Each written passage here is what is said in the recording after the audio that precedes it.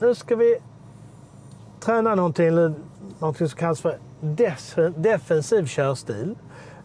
Med det ingår att man kör planerat och också ingår att man kör eco-driving. Så att man får med flera bitar samtidigt. Vilket innebär att motsatsen, det vill säga offensiv körstil, då blir du av med både eco-drivingen och planeringen. Och vad som är tråkigt att köra på ett oplanerat sätt, det är att också de andra runt omkring dig, fotgängare, cyklister, bilister och så vidare, dina medtrafikanter, har ingen susning om du har koll eller inte. Du ska alltså köra fordonet på ett sådant sätt så att omgivningen förstår att du har koll. För de kan ju inte fråga dig, har du koll? Utan de kan bara titta på din bil och se hur du kör den och dra en slutsats av det. Det är det enda. Så i syfte att just få till det med planerad bilkörning kan man välja att köra en körsträcka. Det behöver inte vara komplicerat och så. Men en körsträcka där man får i uppgift, eller har i uppgift då, att inte stanna bilen en endaste gång. Och då kanske man blir förvånad. Ja, men det finns ju trafikljus och det finns ju och så vidare och så vidare. Ja, det enda gången du ska behöva stanna i trafiken egentligen, det är ju vid stopplikt. För då måste man ju stanna oavsett om det kommer någon eller inte. Men låt säga att det är rött ljus. Ja, men det ser du ju på avstånd. Så du bara tar det lugnt och så kommer det rödljuset när du är där att vara grönt. När jag säger just också det här med att bilen inte ska stannas, det innebär ju inte att bilen måste gå i en viss hastighet. Bara inte man stannar. Så då får man också ha pejl på vad det menas med. Så vi ska köra ut en vägsträcka här nu. Och uppgiften kommer nu bli att inte behöva stanna bilen en endaste gång. Så då gäller det ju att ta det lugnt helt enkelt. Så att vi hinner se om det kommer någon i cirkulationen. 2 bilar, 3 bilar. Kanske den fjärde hinner förbi också. Och efter den fjärde ska vi se om vi kan komma in. Så, jag har alltså inte stannat än. Kör vi en så kallad rakt fram. Det vill säga ut här. Den här vägen här är väldigt lång. Den heter till och med Stockholmsvägen. Då skulle man nästan kunna tänka sig att den går till Stockholm. I alla fall en gång i tiden. Så det här är en lång väg. Men uppgiften är densamma, att inte behöva stanna bilen en endaste gång.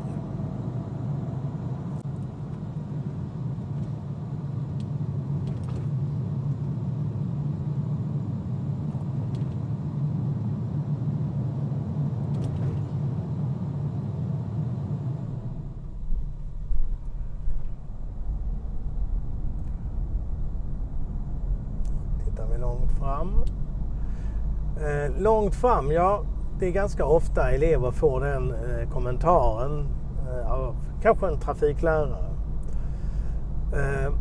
Man måste ha en anledning till att titta långt fram, så då kan man kanske göra så här då, att man frågar liksom eleven, ja, är det något viktigt att hålla koll? Vad tycker du är viktigt där långt fram? Ja, det är mötande bilar. Okej, fair enough. Om man inte upplever, vilket är logiskt också, att mötande bilar är viktigt att hålla koll på, då kan man göra som så att kan man ju börja räkna dem. Så den där bilen som passerar nummer 1, där har vi en bil till där borta. Och på direkten kommer blicken längre fram. Det var bil en till där. Kommer bil nummer 2 ner för backen där borta. Det ser, då kommer blicken direkt. Så att man måste bara ha en anledning till att titta långt fram.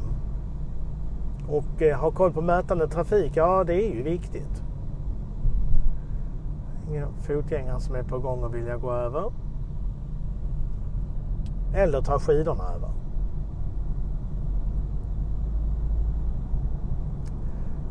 Och när man inte har så mycket spännande att se, så kan man börja kolla bakåt, hastighetsmätaren. 2 bilar som möter.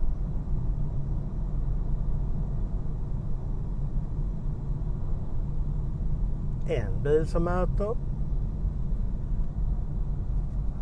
Så kan man göra för att få fram liksom, blicken. Man måste ha en anledning till det ju. Det går inte bara att säga till någon att titta långt fram. Ja, det går att säga, men det blir svårt att förstå varför. Och är det svårt att förstå varför, då har man svårare att göra det. Ja, har vi någon buss som ska ut där nu? Det står en vit bil stillastående. Oj, vad den verkar styra runt. Det verkar vara lite rörigt. Men så, där ja. Har det rätt ut så kan jag räkna ut att den här bussen snart vill ut. Och det var ju det också. Så att det handlar ju om att se långt fram. Till exempel kan man ha bara som tävling med sig själv hur många bilar möter jag. När du ser långt fram, då kommer du se till exempel om det är en massa bussar som ska ut och bilar ska runt och så vidare. Och ta det lugnt i ett tidigt skede. Tar du det lugnt i ett tidigt skede, ja då kan du köra bil hela livet utan att stanna förutom på stopplikt. Vad tjänar man då på detta? Ja, man tjänar ju då det att omgivande medtrafikanter förstår din avsikt i trafiken för de kan se det. 2. Eco-driving, nu kostar bränslet, ja, får man själv värdera om man tycker att det är billigt med bensin eller diesel. Ja, ens el. Ni som kör elbilar, det är precis samma sak där, fast då handlar det kanske inte om eco-driving i sig, utan då handlar det mer om räckvidd. Har man som skäl till att köra eco-driving med en elbil. Kommer väldigt mycket längre på en laddning om du kör eco-driving. Så det är för alla med andra ord. Hoppas nu det är ingen som vill gå över här.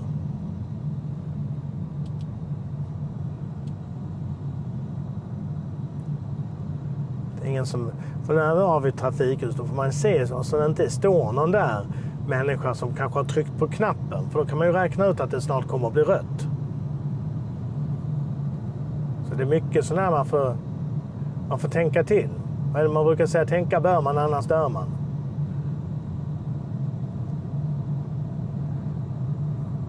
Många ungdomar försöker hålla mig mot mitten när de kommer.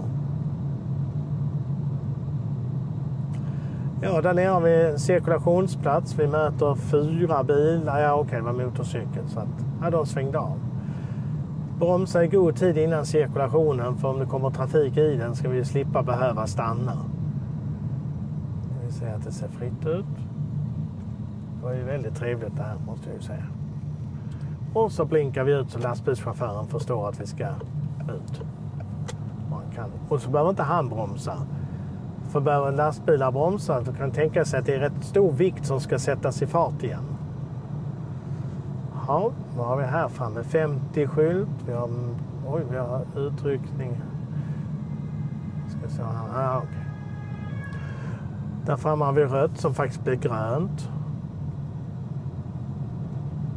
Och jag hoppas att den är kvar. Grön ett tag till. Skulle det vara otur om den blev röd nu. Där brukar jag tänka att när jag är höjd med spärrlinjen att slår den om då vanligtvis klarar man sig över. Står någon pojkar där med en kickbike och så, men de hade inte tryckt på knappen.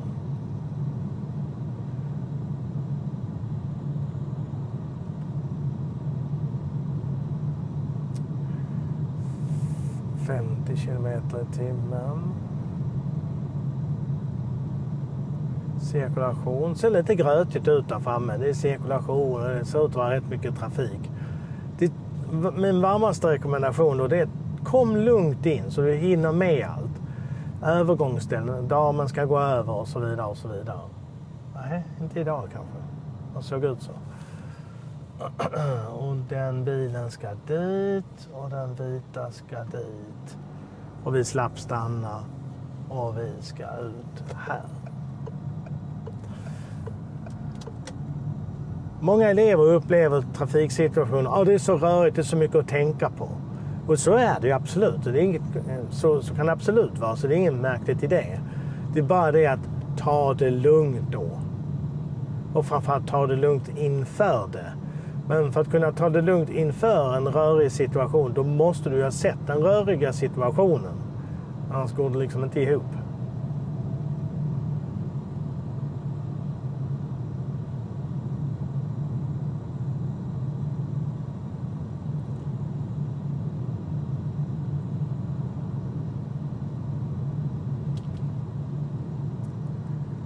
Ska vi se, här har vi någon bensinmackar, folk som är ute och går där.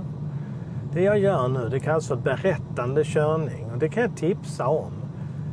Till exempel att du börjar säga då vad som händer, att där framme är det en cirkulationsplats. Ja, vi ska ju fortsätta så att säga rakt fram hela vägen. Titta på trafiken som är på väg in till cirkulationen. Den blåa bilen skulle dit. Ingen övergångsställe, den är där. Och du skulle... Det är jobbigt att inte folk blinkar. Så.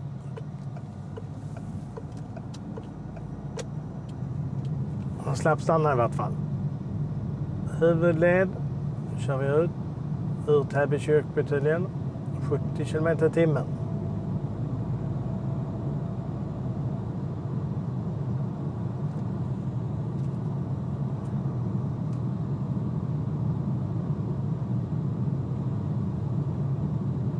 Där borta blir det 50. Släpper vi gasen.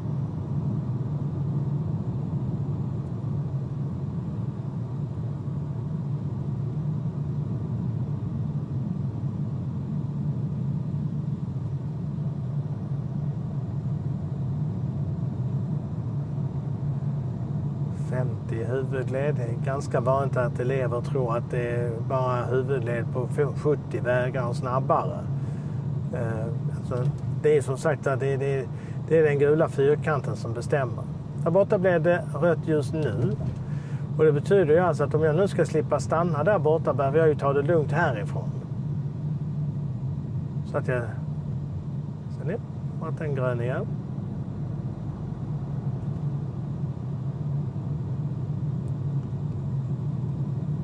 Det är det här som är defensiv körstil, körsätt. Eco-driving, planerad körsätt, körstil.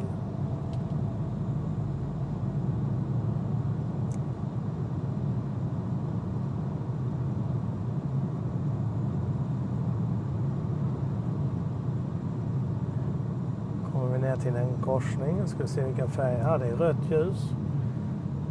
Av någon konstig anledning har vi haft ganska stor tur med våra grönljus. Undrar varför det är. Får ni fundera på det en stund.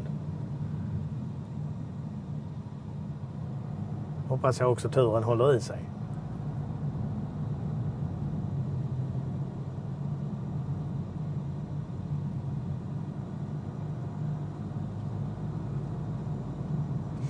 Det verkar vara lite läskigt med bilen precis framför oss. För det verkar som den bilens bromsljus har fastnat. De lyser hela tiden. Vilket vi nu inte får reda på när den bilisten bromsar. Så viktigt är det med välfungerande bromsljus. De lyser hela tiden.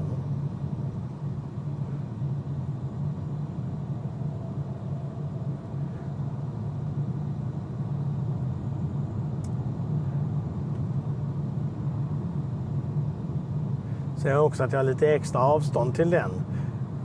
För att om den trycker på bromsen, vilket jag inte får reda på, så vill jag inte behöva själv bromsa hårt eller tvärt.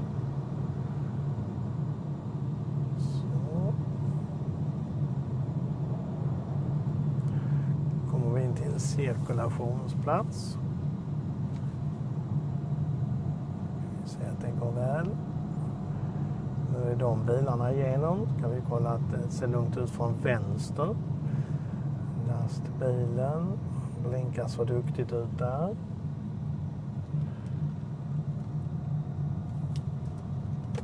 Och då gör vi förstås detsamma. 70 km/h, en moped, ett gäng mötande.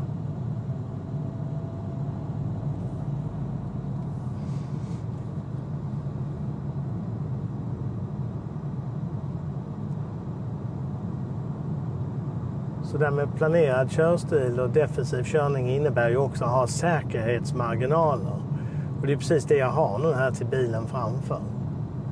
Dessutom har jag då en mopedist däremellan. Så nu ska vi ha koll på både mopedisten och vad som händer där framme. Det kan vara en cirkulationsplats där framme samtidigt. Ska vi Se att det här går vägen så. Vi kommer förbi i lugn och ro. Släpper gasen där. Så vi har henne med oss i tankegången, den här mopedisten nu. Så att inte hon blir inklämd på trottoarkanten här. Cirkulationsplatsen ser det lugnt ut. I alla fall än så länge. Inte alltid så lätt att se om de här vindrutestolparna kan vara i vägen. Men då är det bara att titta runt. Det är bara det som är uppgiften. Jag kan aldrig skylla på att men jag såg inte det på grund av de här vindrutestolparna. Det håller inte i rätten.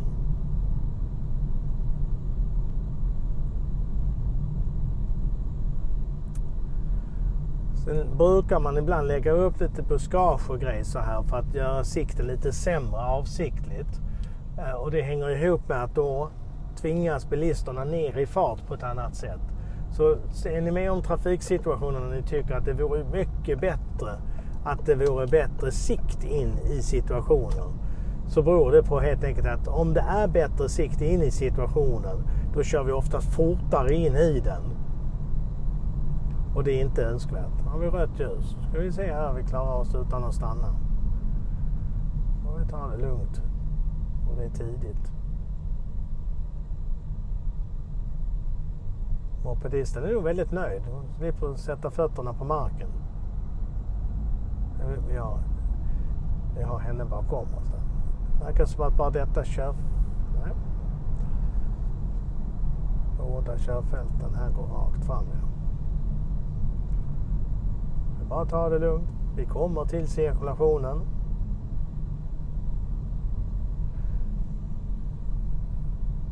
Konstigt övergångsställe typ. Så, och den blåa bilen och sen så har vi så höger.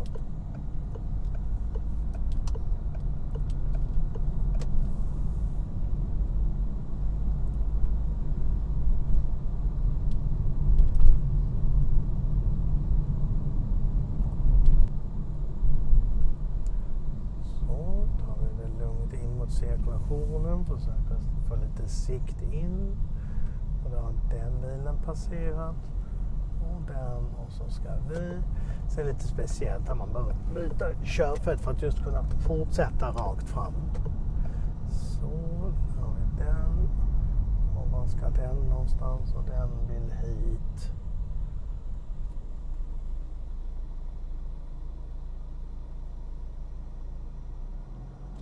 Så.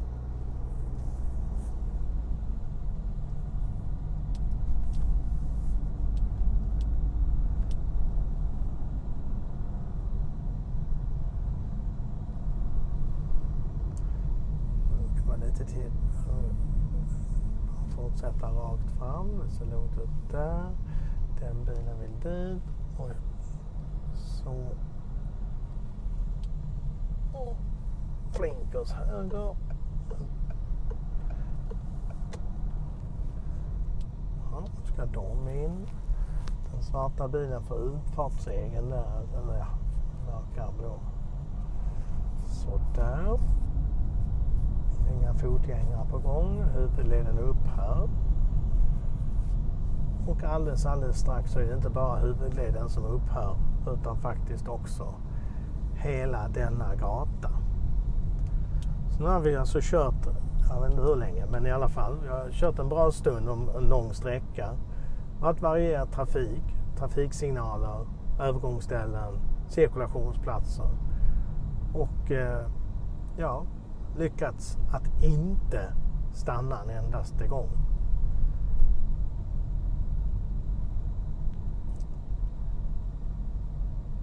Utan vi har kommit i mål.